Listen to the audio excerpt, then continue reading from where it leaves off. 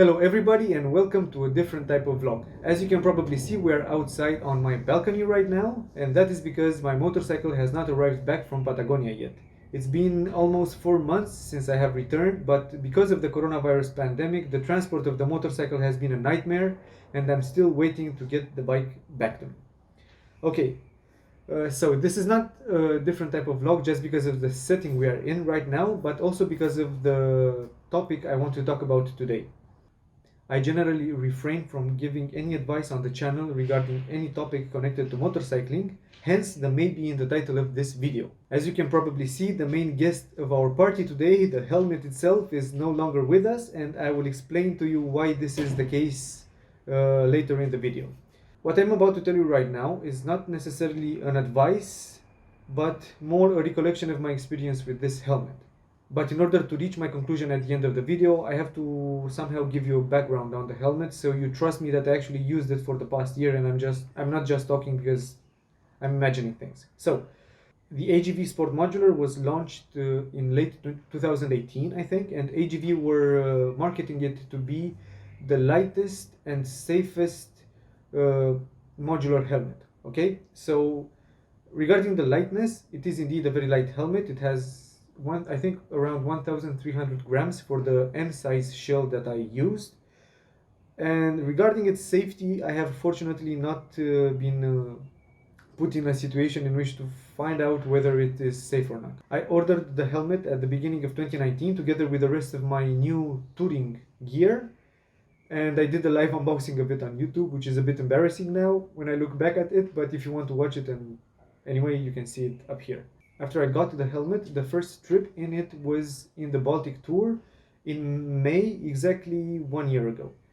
The entire Baltic Tour took 10 days, and around the 4th or the 5th day, the top vent on the helmet started making a really weird noise. The mechanism of the top vent, which is an active vent, is friction based.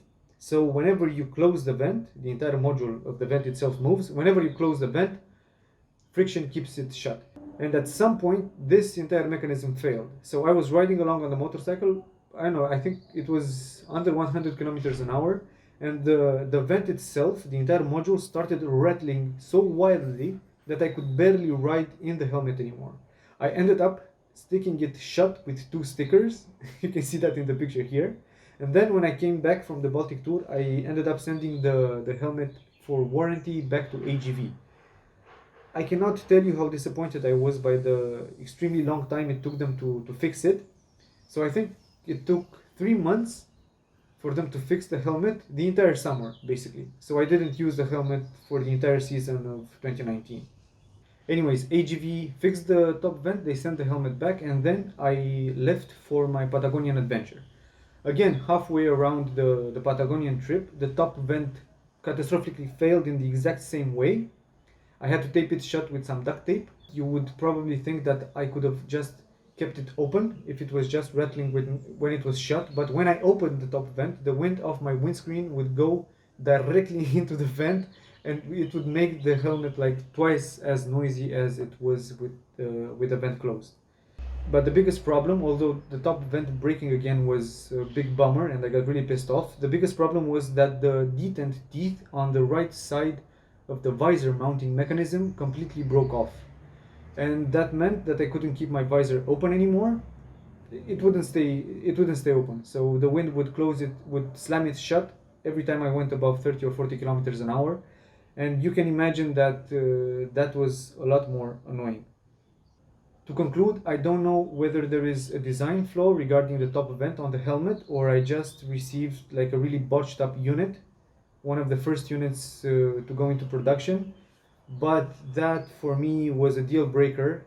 I'm not really sure right now whether I made a bad choice buying the AGV Sportmodular for riding on a GS. Maybe the way the helmet was conceived was not intended to be used with a windshield, which throws the wind directly in the forehead of the rider. I don't know. I think that I rode in total around 10,000 kilometers in the helmet, but it was a complete headache every time because it was problem after problem after problem.